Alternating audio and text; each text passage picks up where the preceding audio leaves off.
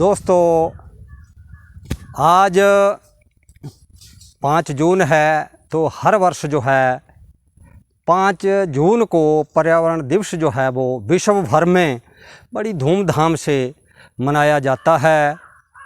तो इस अवसर पर मैं भी थोड़ा कुछ चंद शब्द जो है वो कहना चाहता हूँ, क्योंकि पर्यावरण जो है वो हमारी एक इस ज़माने की एक बहुत ही गंभीर समस्या है।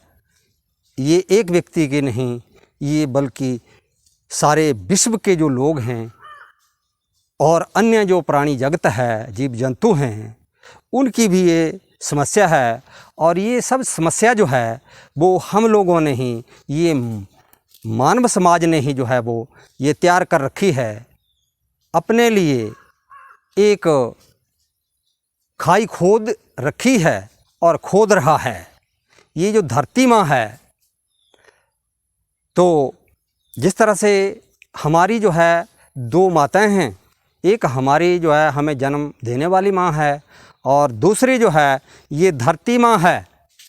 तो ये जो धरती माँ है, ये भी हमारी माँ की तरह ही पालन पोषण जो है वो करती है, हमें आगे बढ़ाती है, हमारे लिए हर प्रकार की सुख सुविधाएं जो है वो ये हमें प्रदान करती है। लेकिन हमने इस माँ को जो है छलनी कर दिया है। इसका जो वास्तविक रूप है, इसको जो है वो बिगाड़ दिया है और निरंतर बिगाड़ने की जो है वो कोशिश में लगे हुए हैं।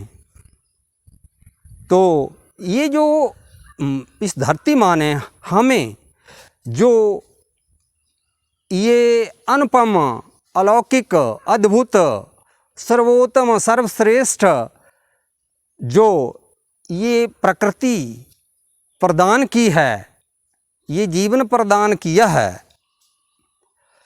तो हमारा अब ये फर्ज बनता है कि हम इस प्रकृति को जो है सुरक्षित करें और इसका संरक्षण करें। लेकिन हम इस पर जो है वो खरे नहीं उतर रहे हैं। हमें इस धरती माँ ने क्या सुंदर सुंदर पहाड़, नदियाँ, ऐसी नदी जिस तरह से गंगा जैसी पवित्र नदी जो है वो प्रदान की है, जिसका पानी पीने मात्र से हमारे कोसों पाप कट जाते हैं। करोड़ों की संख्या में लोग यहाँ पर स्नान करने के लिए देश और विदेश से आते हैं और धन्य हो जाते हैं।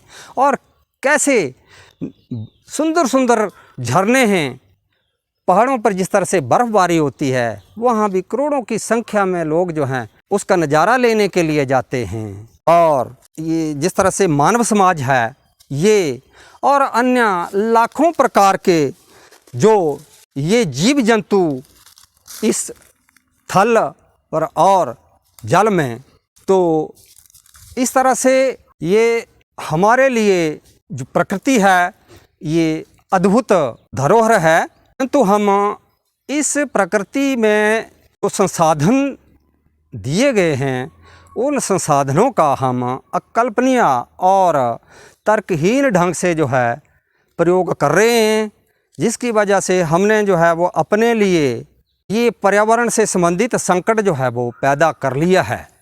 ये अपने लिए ही नहीं, लेकिन दूसरे जो अन्य प्राणी हैं, जो बेकसूर हैं, उनके लिए भी हमने जो है अंधाधुंध जो है वो औद्योगिकरण जो है वो कर दिया है, जिस वजह से उद्योगों से जो है वो अनेक प्रकार का कूड़ा, कचरा, रासायनिक पदार्थ आदि जो निकलते हैं, उनको जो है वो या तो पृथ्वी पर फेंक दिया जाता है या नदी नालों में बहा दिया जाता है, जिससे प्रत्यक्ष और अप्रत्यक्ष रूप में जो हम पानी पीते हैं, तो वो जो है वो हम प्राप्त करते हैं, जिससे हम में तथा जो अन्य प्राणी हैं उनमें जो है वो असंख्य प्रकार के जो रोग हैं वो पैदा जो है वो हो रहे हैं। हम तो अपना इलाज करवा रहे हैं, लेकिन उन जीवों का क्या जो नदियों समुद्रों में हैं, जो बेचारे निर्दोष हैं, बेवजह मारे जा रहे हैं, तो उनका क्या है, उनका कौन संरक्षक है? तो ये वो हम ही हैं। यदि हमने समय रहते इस पर्यावरण का संरक्षण नहीं किया तो हम बर्बाद हो जाएंगे और ये प्राणी जगत भी बर्बाद हो जाएगा। ये मात्र बोलने से बात नहीं बनेगी, हमें जो है वो व्यवहारिक रूप में कदम उठाने हैं।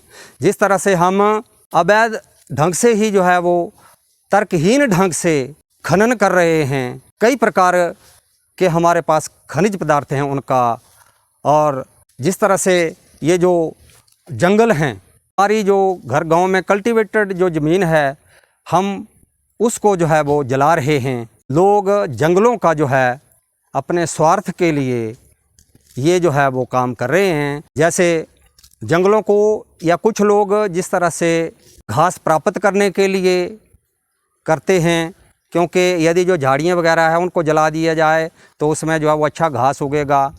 या फिर कुछ लोग जो है वो जंगल में पशु चराते हैं, उनके लिए जो है वो इन पेड़ पौधों को, झाड़ियों को जो है वो साफ़ करने के लिए आग लगाते हैं। या फिर जंगलों में घास काटने के लिए जो है वो जगह जो है वो रखी हुई है। या फिर कुछ लोग जो शिकार करते हैं तो वे भी जंगलों को साफ़ कर देते हैं ताकि शिकार करने में उन्हें कोई कठिनाई ना हो। या वे चारों तरफ से जो है वो आग लगा देते हैं ताकि जो जानवर हैं वो आग की चपेट में आकर के मर जाएं और उनका भक्षण किया जा सके। तो इस तरह के निर्दयी और पापी लोग हैं जो नाम के ही धर्म में सम्मिलित हैं।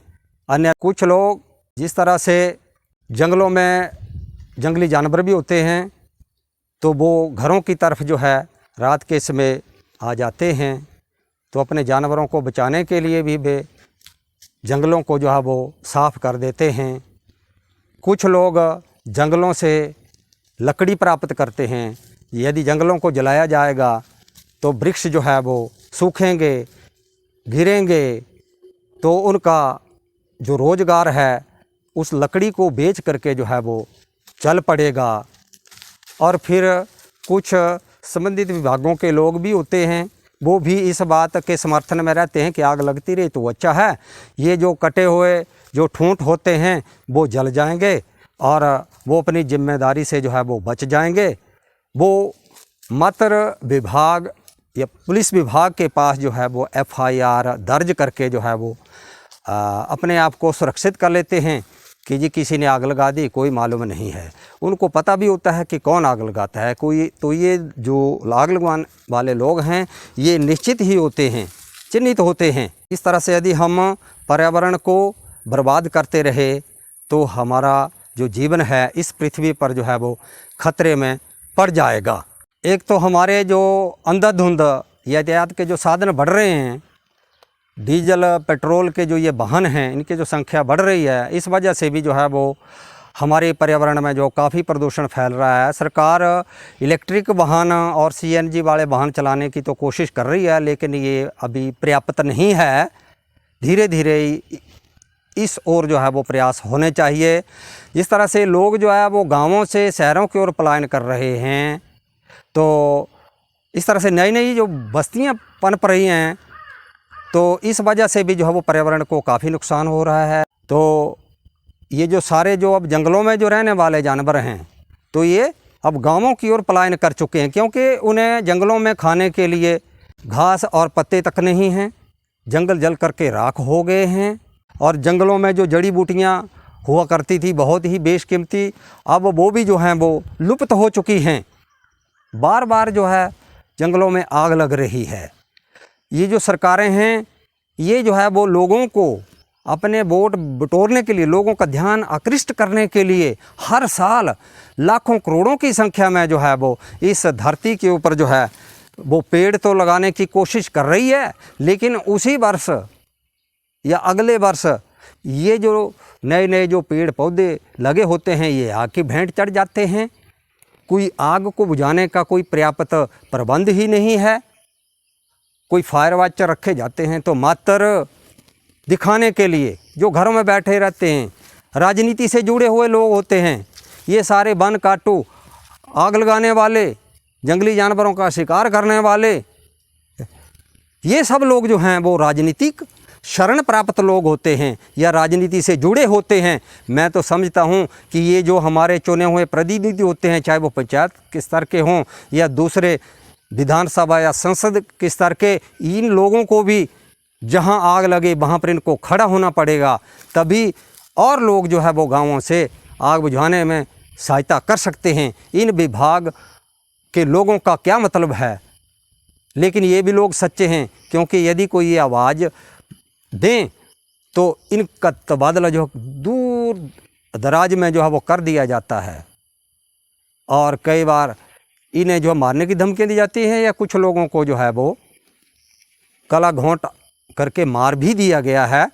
तो ये जो वोट की राजनीति है, वोट बटोरने की, तुष्टीकरण की नीति है, जब तक ये ख़त्म नहीं होगी, वन विभाग स्वतंत्र नहीं होगा, इस राजनीति या राजनीतिज्ञों की ही शरण में रहेगा, तब तक मैं समझता हूँ ये पर्यावरण हमारा शुद्ध नहीं हो सकता है। एक वन विभाग की जो बॉडी है ये जो है स्वतंत्र होनी चाहिए।